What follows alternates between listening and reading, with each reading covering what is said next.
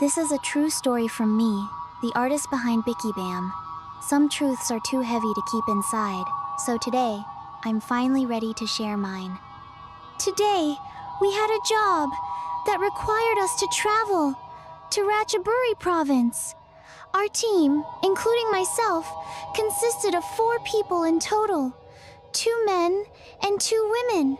We traveled in 2 cars to carry all the equipment and belongings needed to perform a blessing ceremony for a homeowner.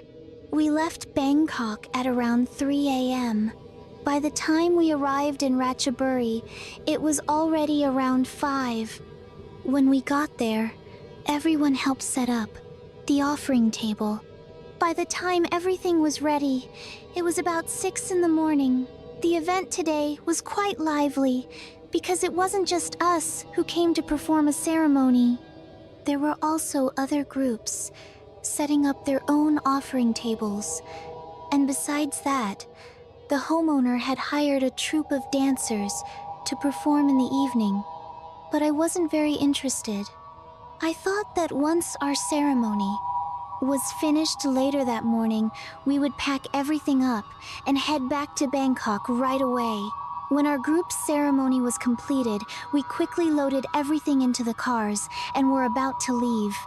The homeowner walked up to us and told us that in the evening, there would be a dance performance. He invited us to stay and watch it together.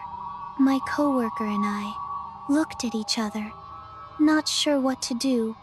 The senior ritual master said to me, "We can sit for a while, out of courtesy," because he needed to travel to another province to check a high ground location for another client. So I agreed. That left just me and another female coworker to stay and watch the dancers, to show respect to the homeowner. While I was sitting there watching and filming the graceful dancers with my phone, the homeowner, a man, walked straight toward me and said, "There's food in the kitchen. If you're hungry, you can go eat anytime." I smiled, nodded, and replied, "No, thank you. I brought a lunchbox from home, and I've already eaten." I added a polite thank you. He smiled gently, and then walked away. Not long after, and with only one dance left, the final performance, the male homeowner walked toward me holding a foam cup filled with mixed, sliced fruits of various kinds. He handed it to me and said, "Enjoy the show and have some fruit while watching." When he offered it, right in front of me, and since mixed fruit happens to be one of my favorites, I accepted the cup and thanked him. My coworker nudged me and scolded me, calling me greedy. I replied, "It's just manners. We accept what he offers first. Whether we eat it or not, that's another matter." My eyes were on the dancers, while my hand held the cup filled with fruit. So I picked one piece up and ate it. It tasted really good. Fruit is just fruit. Surely there wouldn't be anything strange in it. I tried to think positively. I offered some of the fruit to my friend as well, but she refused and said to me, I saw him bring you the fruit they used to make offerings to the spirits. I replied, "That's impossible. The homeowner probably brought fresh fruit that hadn't been offered yet, cut it up, and gave it to us. You're overthinking." My friend shook her head and said, Whatever. I'm not eating it. The meal they served earlier already made me so full I can barely breathe. When I finished the entire cup of fruit, I checked my watch. It was around 9 p.m. We needed to head back because we had to allow enough time to drive back to Bangkok. So we walked toward the car. The male homeowner followed us and asked, "You're not staying to watch the dancers until the end?" We quickly replied, "We have to get going. It's late, and we're afraid we might get drowsy on the way back." Truthfully, it was just an excuse. both of us could drive just fine.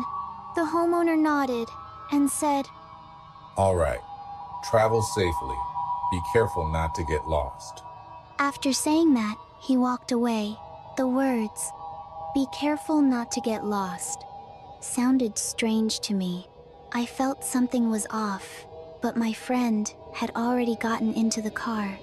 So I became the one to drive the car. While I was thinking about the homeowner's last words, I opened the GPS on my phone and placed it on the dashboard, setting the route back to Bangkok. Then I started the engine and slowly drove forward. But before we even reached the main road, I began to feel dizzy, almost like food poisoning. So I quickly pulled over and told my friend, "Hey, I feel really dizzy." My friend asked. Huh? Are you sure you can drive? I shook my head. So we switched seats, letting my friend drive instead. I reclined my seat and inhaled some herbal balm. My friend turned to me and asked, Are you hungry? I replied, "I don't think so. I always bring my own lunchbox. Hunger is definitely not the reason."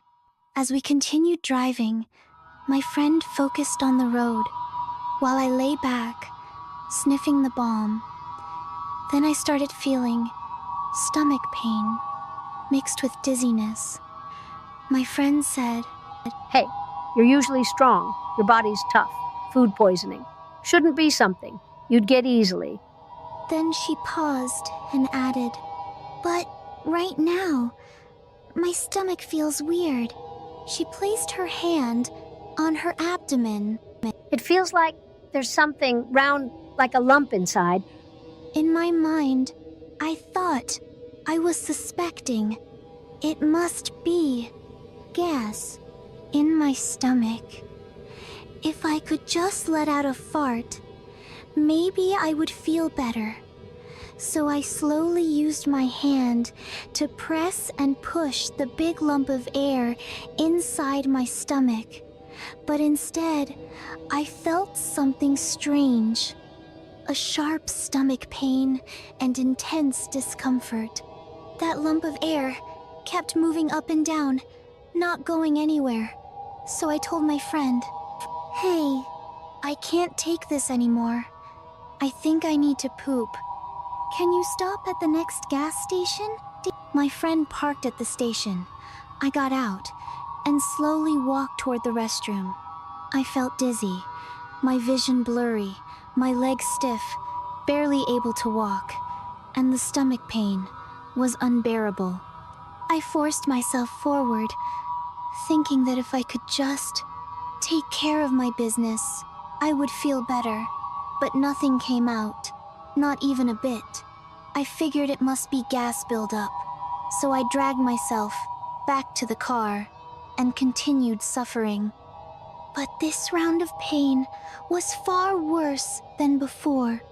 The trip home felt unusually long, so I asked my friend, "Where are we now?" She replied hesitantly. I think we're lost. I said, "What? How can we be lost? Don't we have GPS?" We checked it, but it's confusing. We turned wrong so many times. We're still not out of Ratchaburi. Damn it! I thought to myself, if I could drive, I would have taken over already. But I really couldn't. Every turn, every curve made the pain worse. More dizziness, more nausea. I tried to vomit into a bag, but nothing came out. The suffering grew worse and worse. The stomach pain kept intensifying. I tried reciting a mantra, hoping it would make me vomit and expel whatever it was. But the more I chanted, the more it hurt, the more unbearable it became. I cried out. At that moment, I thought of my parents. I felt like I wasn't going to make it, and I still had no idea what was causing the pain. I couldn't think straight at all. Suddenly, my friend felt a sharp pain in her right leg.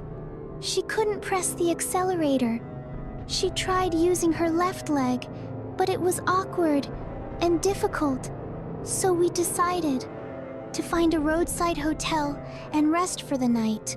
By morning, we hoped both of us would feel better and could continue the journey home. When we reached the first hotel, it turned out to be a love hotel. I told my friend, "Hey, are you sure a place like this is okay?" She forced herself to drive further to find another place, but the next one was also a love hotel.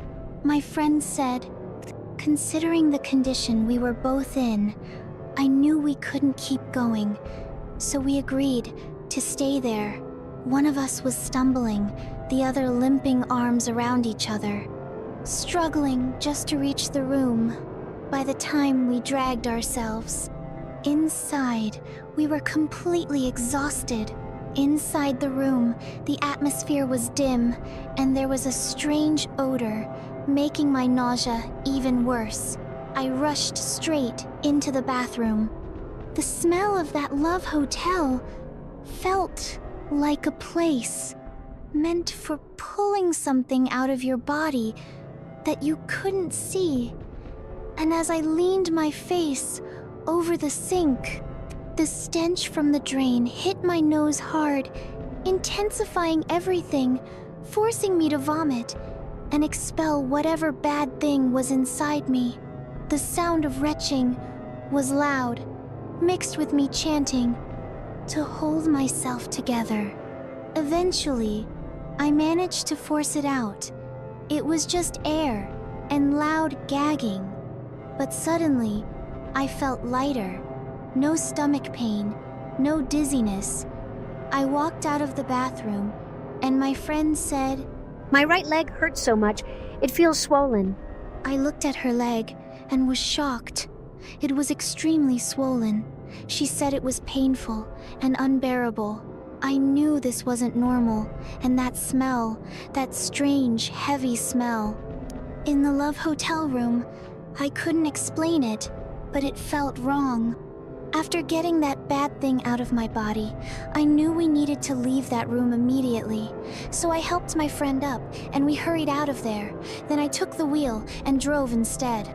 By that time, it was almost midnight, but I could still manage to drive.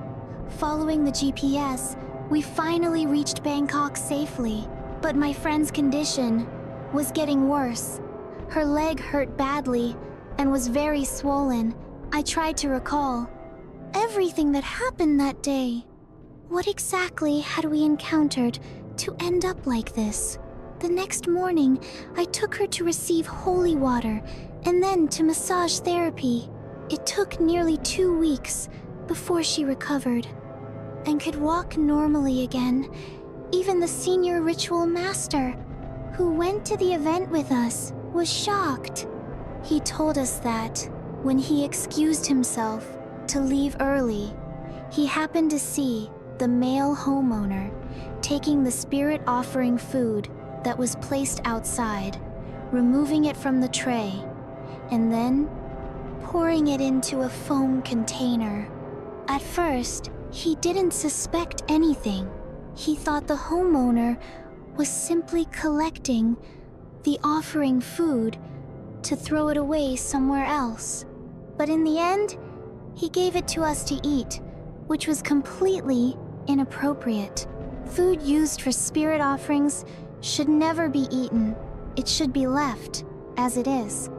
My friend, too, ate the food taken from the offerings that the homeowner served to us. Not long after that, we never heard anything about that man ever again. He closed all his contact channels, disappearing completely. This was an expensive lesson for both me and my friend. We were too optimistic, too considerate, over things we shouldn't have been.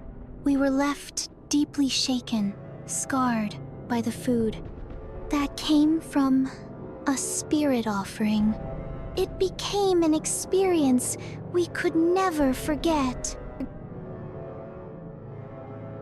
drawn by BikiBaam. If you enjoyed this video, don't forget to hit like, subscribe, so you won't miss any of our new creative clips. Support our art journey with a super thanks. See you again in the next clip.